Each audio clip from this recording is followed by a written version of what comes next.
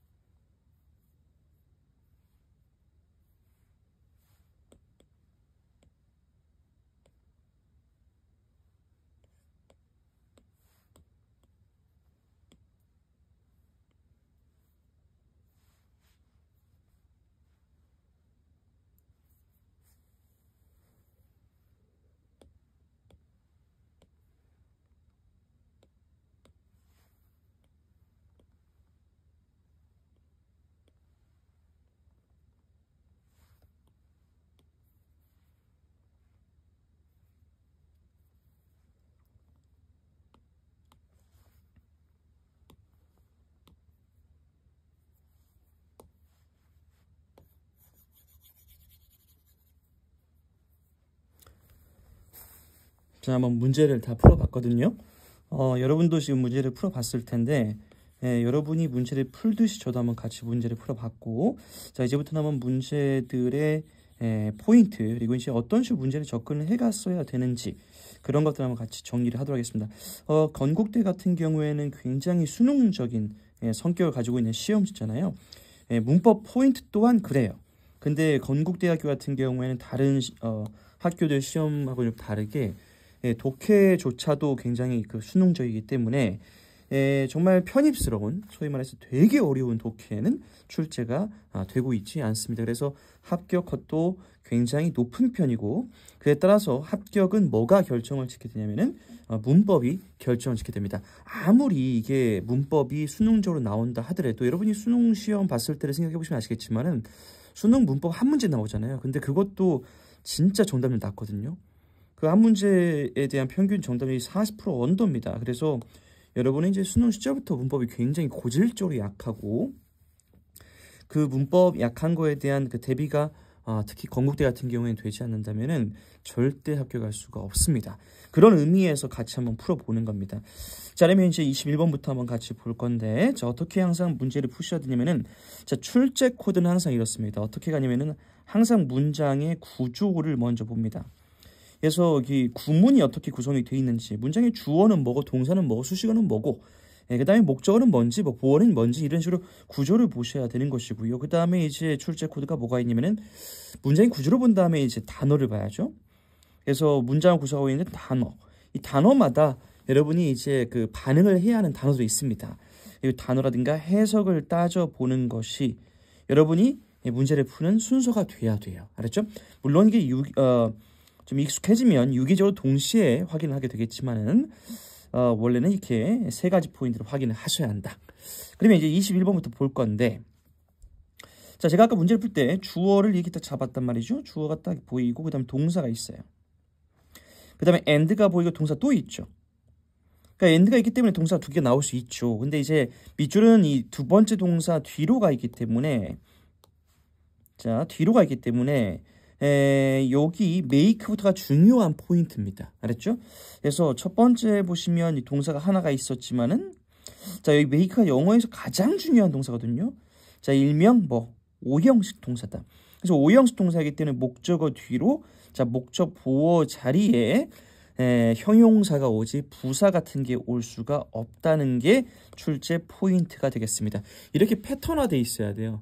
접근할 때 아예 그 접근 자체가 저처럼 코드화되어 있어야 되고 패턴화되어 있어야 됩니다. 알았죠?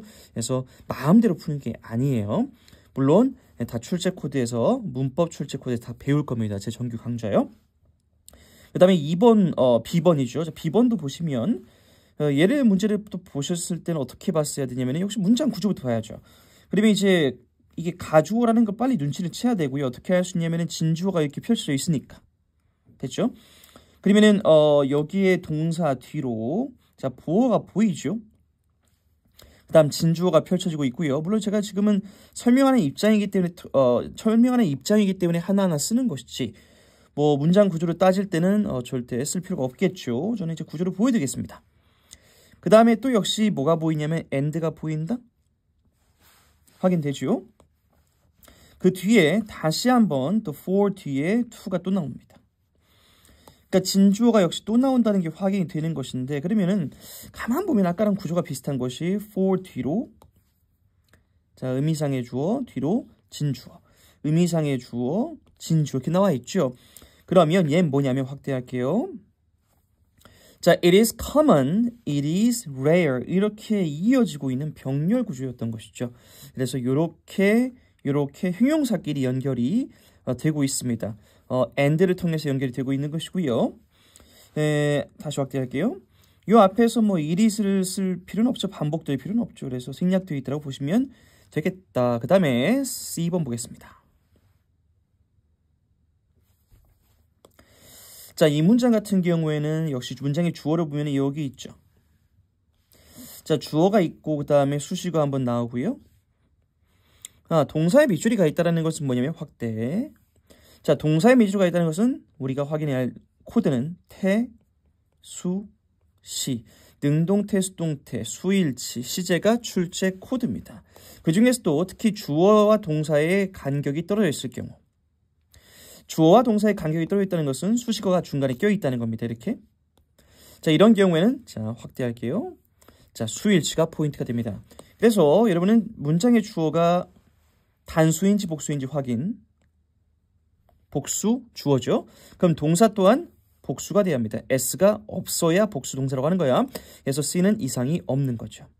됐습니까? 그 다음에 D를 보겠습니다. 자, 문장의 주어 확인. 동사 있고요. 목적어 있고요. 그 다음에 전치사 나왔죠? 확인. 자, 이 전치사 뒤에 나오는 것을 우리의 전치사의 목적어라고 하죠. 됐죠? 자, 지금 이 설명을 하기에 앞서서 기본 개념을 잠깐 확인할게요. 자, what이라는 것은, 자, what. what이라는 것은 명사절을 이끌 수 있습니다. 그러니까 what 뒤로 절이 안기게 되는데 중요한 포인트는 불완전한 절이 되어야 합니다. 그래서 그를 불완전한 문장, 뭐 주어가 없다든가, 동사가 타동사인데 목적어가 없다든가, 동사가 뭐 이형식 동사인데 뭐 보어가 없다든가, 뭔가 있어야 하는 게 빠져있는 형태가 되어야 합니다. 그렇게 해서 what 덩어리는 저는 이제 블럭이란 말을 쓰는데 자, 이 what이라는 블럭 하나의 덩어리죠. 자, 얘는 명사절이 되는 것이죠.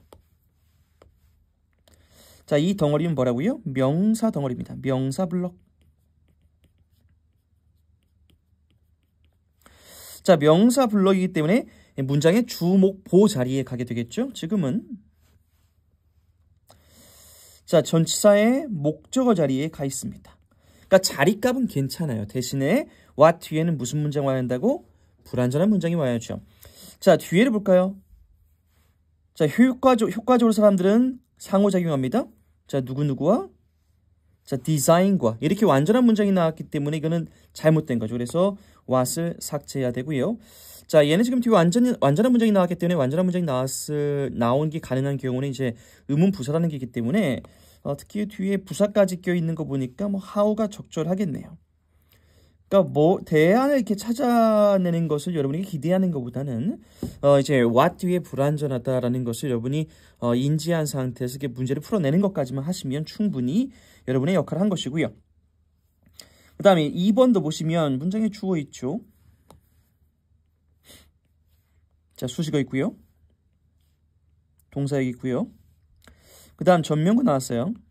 전치사 플러스 명사. 그 다음 수식어 있죠.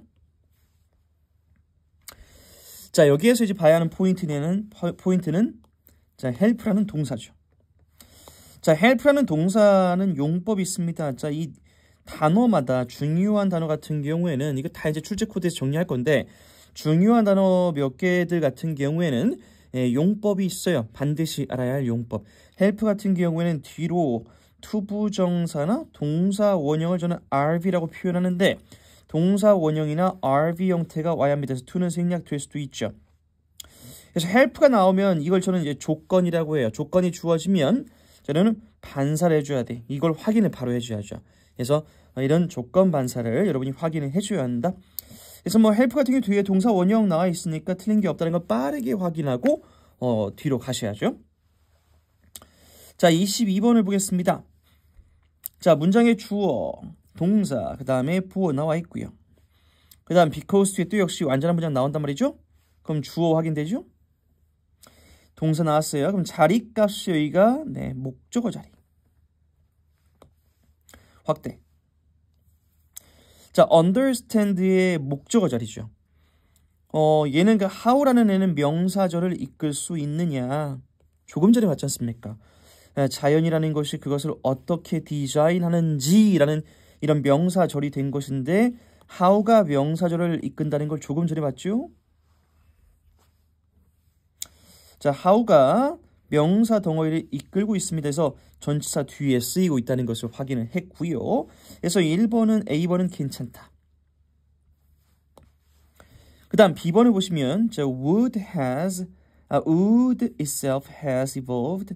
뭐 나무가 진화했다. 뭐 블라블라에 걸쳐서 그 다음에 견뎌냈다. 뭐를 힘을. 그 다음 이건 수식어입니다. 관계대명사 생략됐기 때문에 나무가 마주하는 자연 속에서. 자, 동시에 뭐 하면서 물과 영양분을 transport 나를 수 있으면서 그리고 기능을 수행할 수 있으면서 지금 여기 보시면 being able to가 있죠. 자, to 그러니까 동사 원형이 왔다는 것이죠. 근데 이게 동사 원형이 아니라 s가 붙어 있죠. 그러니까 being able to에 걸리기 때문에 s를 삭제해줘서 답은 자, B번이 되겠죠. 됐어요? 자, 다음에 C번을 보시면 문장의 주어 엔지니어들은 자, be concerned with 뭐 관심 있는데 자, 뭐에 관심이냐? 예측하는 거에 관심이 있죠. 뭘 예측하냐면 이러이러한 걸 예측한대요. 블라블라를 예측하고 블라블라를 예측하는 거. 됐죠? 자, 이런 그 동명사 구를 그러니까 뭐뭐 하는 것이니까 동명사죠. 동명사 구를 이렇게 명사화 시켰어요. 그러니까 이 어구를 콤마 찍고 뒤에 명사를 찍었다는 것을 이거 부연 설명이라고 하는 거예요. 됐죠? 그럼 이 예측이라는 거에서 수식 설명 들어가고 있는데 얘는 관계대명사죠? 관계대명사 뒤에는 포인트가 불완전한 문장이 나와야 돼요. 주어가 없기 때문에 불완전한 문장이 맞죠. 됐죠? 그래서 C번은 이상이 없습니다.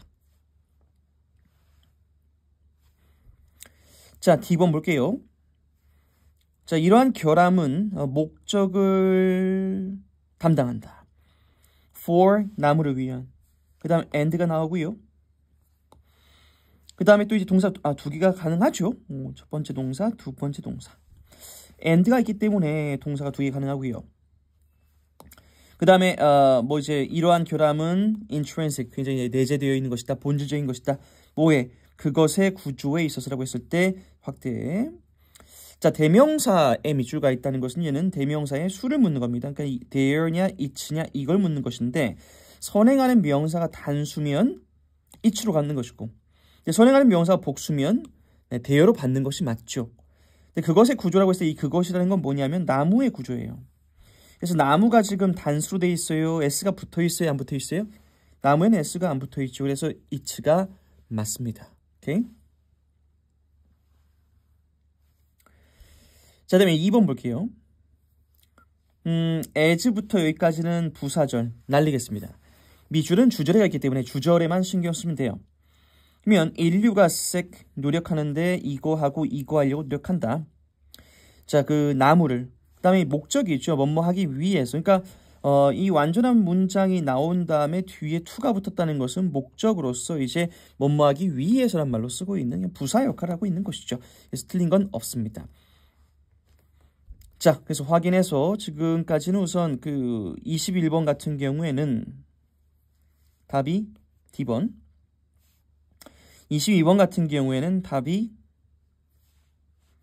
B번. 자, 23번 짧은 거 보겠습니다. 자, 문장의 주어는 말하는 사람이 되겠고요. 언어를 말하는 사람이네요.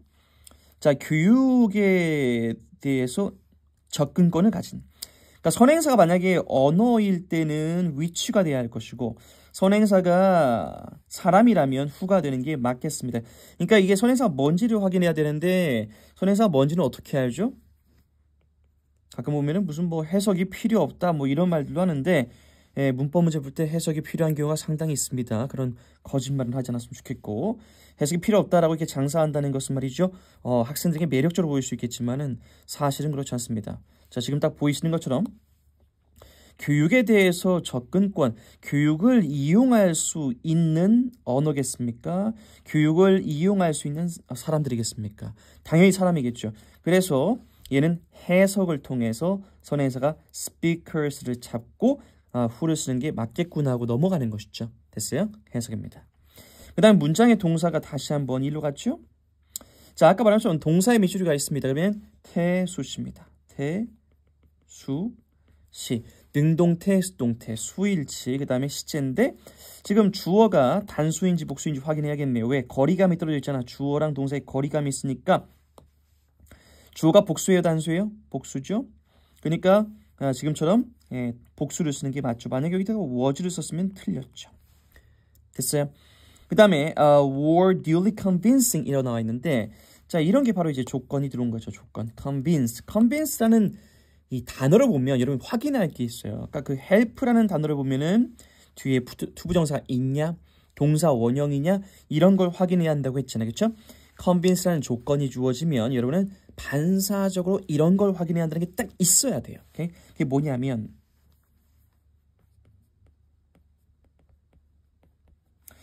convince라는 동사는 A에게 B를 납득시키다. 나는 이 of라는 포인트를 여러분이 알고 있어야 되고요. 두 번째는 convince가 이제 일명 사형식 동사라고 쓰여서 사형식 동사가 쓰인다는 것은 목적어가 두 개라는 거야. 그래서 A에게 B를 납득시키더라고 했을 때 이 B 자리에 대절이 주로 옵니다. 그러면 주어 동사의 완전한 문장이 안기겠죠? 됐어요? 그래서 convince는 목적어가 몇 개 있어야 돼요? 두 개가 있어야 되는데 두 번째 목적어 자리에 대절이 오는 것이 굉장히 중요한 용법이라는 것이죠. 근데 이건 능동태일 때고 능동태. 자, convince가 수동태가 된다면 이렇게 되겠죠. 자, 확대. 자, A가 주어 자리로 이동이 된다면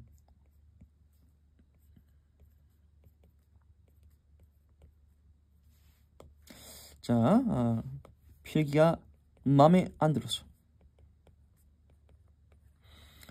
자, A는 확신한다란 말이 되고요. 그러면 뭘 확신하는지가 나와야죠. 그러면 B가 그대로 나온다. 그럼 B가 뒤에 이렇게 펼쳐지는 거죠. 아까도 말씀드린 것처럼 대절이 나올 겁니다.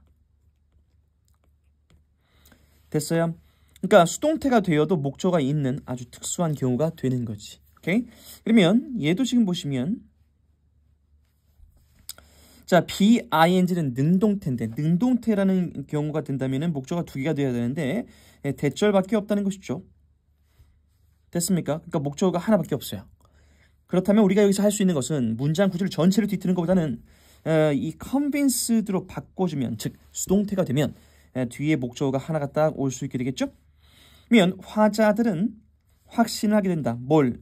자신의 스피치가 잘못되었다는 것을 확신하게 된다. 이런 말로써 의미가 통하게 되는 것이죠. 그래서 답은 3번입니다. 오케이? D번에 지울게요. 자, D번에는 지금 무엇? 역시 다시 한번 이제 태수시를 확인해야 되는데 비동사, 그러니까 밑줄가 있는 동사가 비동사인 경우에는 보통 수일치라든가 시제를 생각하시면 되는데요. 수일치는 바로 확인이 되죠. 단수. 시제도 보시면은 과거 시제들을 주변에 쓰고 있기 때문에 과거 얘기를 하고 있는 게 맞습니다. 그 다음에 그들은 노력했습니다. 그것을 좀 유사하게 보이려고 노력했다. 뭐에 유사하게 아니라 전치사 뒤에 명사가 나와 있는 더 플러스 다음에 명사 나온 거죠. 자, 표준이라는 명사가 그냥 쓰인 겁니다. 별거는 없습니다. 그래서 답은 3번. 자, 24번 볼게요. Since no discussion, 자, 그 논의가 있는데 뭐에 대한 논의냐면 이거에 대한 논의고요. 자, 논의는 그 어떠한 논의도 no가 있네요. 그 어떠한 논의도 proceed, 지속될 수가 없다. 진전을 이룰 수가 없다. 뭐 없이는 블라블라 없이는. 대략 이 정도만 해석하시면 되고요. 됐죠? 지금 구조 파악하는 게 더 중요합니다. 그래서 A가 없이는, 자, 다시 이해가 없이는. 그럼 뭐에 대한 이해냐면은 A에 대한 이해, 그 다음에 이런 거에 대한 이해가 없이는 나왔고요. 전치사 뒤에서 지금 명사 덩어리가 나왔습니다. 됐죠? 그러면 두 개의 분야 사이에서 구분하는 거에 대한 베이스라든가 무슨 시멘틱 이런 거에 대한 이해가 없이는 이런 말이 되겠고, 그 다음 주절의 주어는 여기까지가 이제 그 부사절이 되는 것이고 주절의 주어는 여기 있죠. 그럼 동사는 여기 있죠. 됐습니까? 분명히 건국대는 앞서 말씀드린 것처럼 수능스럽습니다. 하지만 절대 수능시험은 아닙니다. 왜냐하면 수능시험은 절대 전치사를 안 냅니다. 근데 지금 24번 같은 경우에는 전치사가 무려 여기도 나왔고요. 여기도 나왔죠. 여기도 나왔습니다. 오케이? 5개의 밑줄 중에서 무려 3군데를 냈다라는 것은 수능의 역사상 단 한 번도 없습니다. 그렇기 때문에 수능이랑 유사한 경향성을 보이지만 분명히 수능보다 넓이가 출제 범위가 넓죠. 그건 반드시 생각하셔야 되고, 물론 출제 범위가 넓다고 해서 이런 걱정할 거 없습니다. 제가 다 잡아드릴 것이고 그 범위 내에서만 생각을 하시고 그 범위 내에서만 문제를 푸시면 됩니다. 오케이? 그러면 얘는 이제 어떻게 우리가 보셔야 하느냐면 우선 결론부터 말씀을 드리면, 제가 문장의 구조는 지금 봤지만은 단어에서 얘는 푸는 거야. 자, 조건이 주어진 게 뭐가 있었냐면 이거예요. 자, be devoted to 하면은 뭐뭐에 전념하다란 말인데, 이때 여러분이 지금 학습 전이니까 혹은 학습 단계에 있기 때문에 지금 안 보일 수도 있는 것이지만 지금 이 뒤에 to가 전치사입니다. 그러니까 엄밀히 따지면 전치사 4개 낸 겁니다. 이거는. 그러니까 be devoted 뒤에 이 전치사이기 때문에 동사 원형을 쓰면 안 돼요.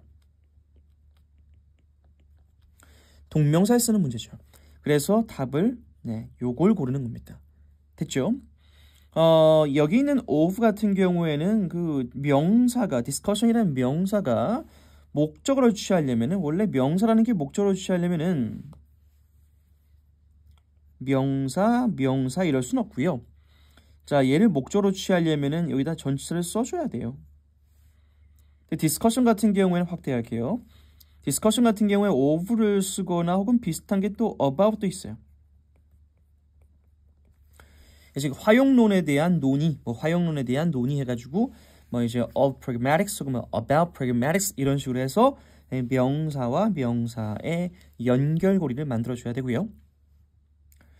그 다음에 B번 같은 경우에는 자 제한된 기반이죠. 예수식하네요.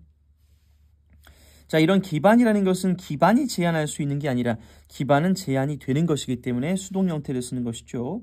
ing, proposing을 쓰면 안 됩니다. 됐죠? 그 다음 여기 있는 for는 목적을 나타내는 for였고요. 그 다음 between 같은 경우에는 뭐뭐 사이에란 말인데 뭐뭐 사이에란 말이 사실 영어에서 뭐 among도 있습니다. among 같은 경우에는 셋 이상 됐죠? 뭐 그 셋 중에서 이럴 때 쓰는 것이고 혹은 뭐 넷 중에서 이렇게 셋 이상일 때 쓰는 것이고 between은 둘이죠. 그래서 이게 딱 둘이 주어져 있지 않습니까? 그래서 between the two fields to를 괜히 준 게 아니라는 것이죠. 그래서 among이었으면 틀렸겠죠. 됐어요? 자, 오늘 이게 본 게 건국대 문법 문제였어요. 어때요? 여러분이 지금 뭐 굉장히 어렵다라고 생각할 수도 있겠지만은 그 출제 코드부터 우선 정리하셔야 합니다. 제가 이 딱 80개의 출제 코드, 보통 이제 다른 선생님 같은 경우에는 100개 이상의 코드를 가지고 혹은 100개 이상의 출제 포인트로 설명을 드리지만은 저는 이제 정확히 말하면 75개인데 그냥 80개라고 지금 말을 하고 있는데 75개 혹은 뭐 번에 80개 말하기 편하게 자, 이 80개의 코드로 다 설명을 드릴 테니까 코드부터 우선 정리를 딱 하신 다음에 자, 타임 어택이라는 메일 모의고사가 있어요. 자, 이걸 통해서 훈련을 하신다면은 코드는 뻔하기 때문에 그 내에서 딱딱딱딱 문제를 풀게 될 겁니다. 알았죠? 그래서 이렇게 보시고 다음에는 또 다른 대학교를 통해서 같이 찾아뵙도록 하겠습니다. 수고하셨습니다.